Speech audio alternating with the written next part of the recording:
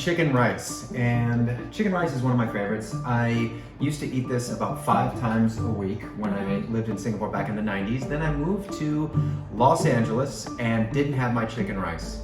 So I scoured recipe books wherever I could, asked friends how to make the best chicken rice possible.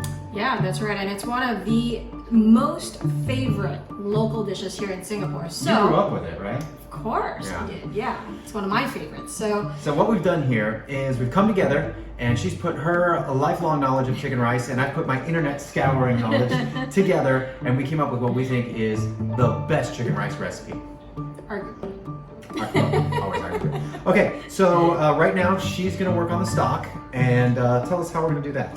All right, really simple. So we've had some stock in the freezer that we've made from carcasses that we might have used from previous recipes. And so we store it in the freezer. What I've done is I've put it in the pot, heat it up. You can use store-bought stock as well if you like, or if you want to make your own stock, that's cool too. As long as you have chicken stock, that's all that matters.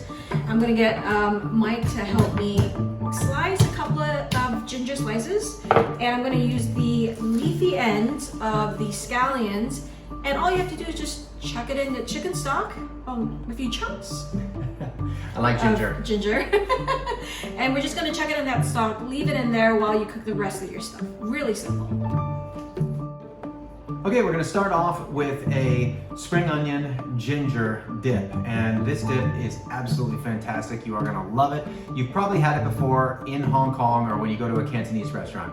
So I'm gonna just make a bit of it. So we're gonna take 3 scallions and probably, I'd say, a bulb about that size of ginger, and we're gonna get to work.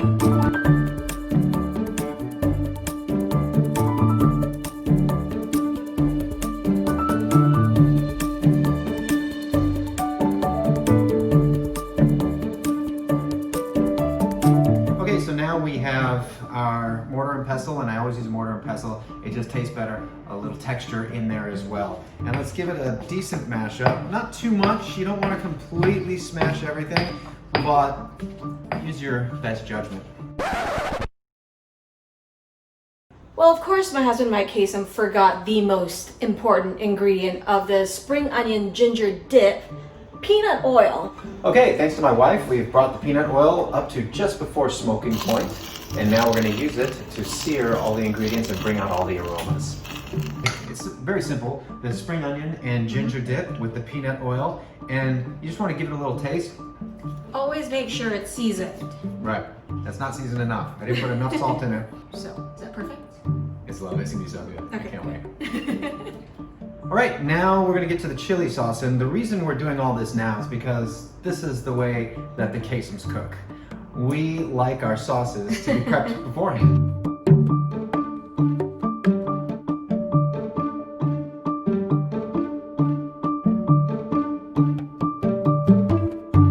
The longer it sits in there, it just seems to just bring out all the aromas and all the flavors. In fact, if you can do this overnight, it's even better the next day. That is true, right? It is true. It's so good. So everything that's going to be going into this chili dip is going to be some garlic. We're going to put some ginger, chilies of course, a little bit of lime at the end to freshen it up, and we're going to put salt in there. Make sure you put plenty of salt, but taste as you go. Generally, put a little bit in the beginning, test it out towards the end if you want, after you put in some chicken stock, because of course we're going to put some boiling hot seasoned chicken stock in there, so flavors are all coming together.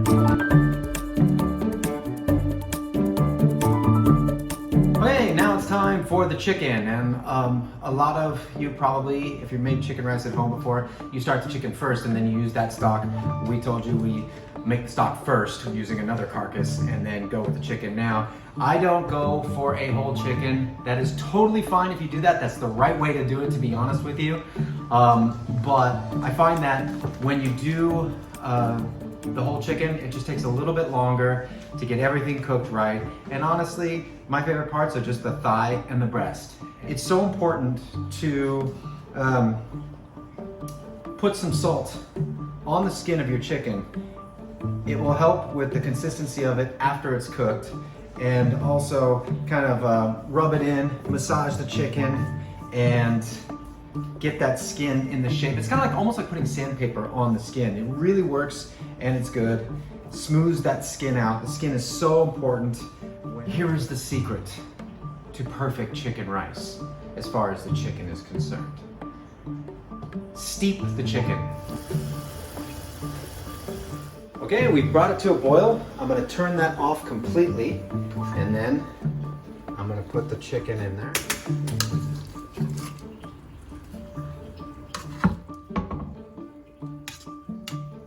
Okay, and then we're gonna cover it.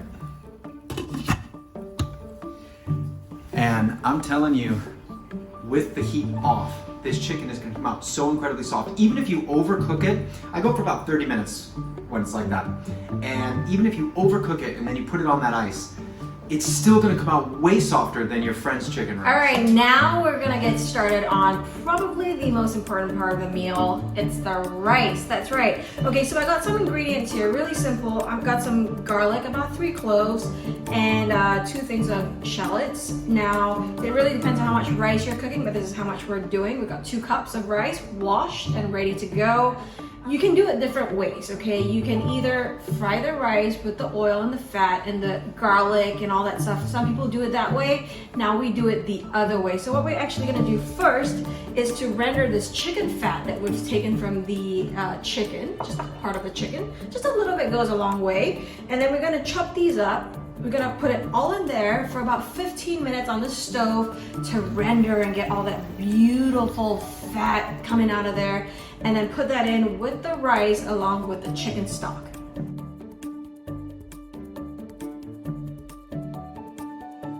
One thing I forgot to mention before, pandan leaf. If you don't have access to this, I know it's hard to find this in the United States or anywhere else in the world. Don't worry about it. You don't have to have it. This just adds a bit more fragrance, okay? So I'm just gonna chuck this in there and we're good. Pop it in the rice cooker and we're ready to go. Okay, the chicken is just about done, and we're gonna take it out and put it into an ice bath. We have the chicken on ice right now, so we're gonna leave it there for about... It sounds like an ice skating show. Sorry.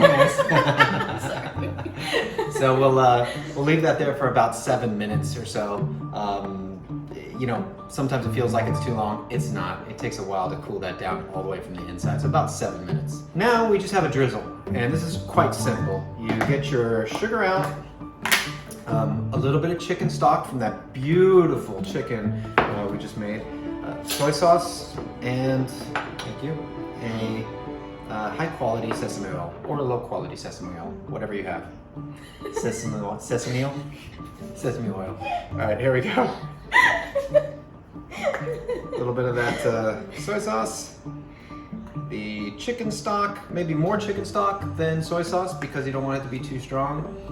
And then dollop and sugar. Sugar to taste. Just sugar. This one you can kind of go more on the sugar side than I would say with the chili sauce and the spring onion dip. The sugar in this works. You know, it's just a drizzle that goes over the chicken at the end, and more sugar actually kind of works in this dip. Okay, honey, you're the tester. Pretty good. More sugar? More sugar. More sugar. Okay, so here we go. I'm gonna take the sesame oil. This is an important step, and let's put a little bit on the chicken skin. Not a lot, just a little bit, and then you rub it in. Give it a massage. Give it a massage. It's beautiful though because it just makes the skin look golden and gorgeous, and when you serve it, your guests are just gonna be over the moon with this beautiful chicken rice. My baby's gonna be very happy. Yes. Now while he's doing that and getting the chicken ready, I'm just gonna do the finishing touches for the soup. Now there's a lot of people that wanna do different things with the soup. You feel free, be creative.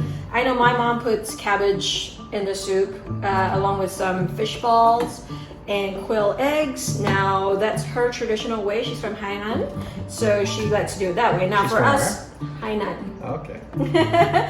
Well, she's not from Hainan. My ancestors are from But anyways, for us, we like it really simple. We like our soup really clean, and we love cilantro or Chinese parsley. Oh yes. So what I'm gonna do, I'm just gonna chop up some scallions or green onions, whatever you wanna call it here, and just roughly chop it.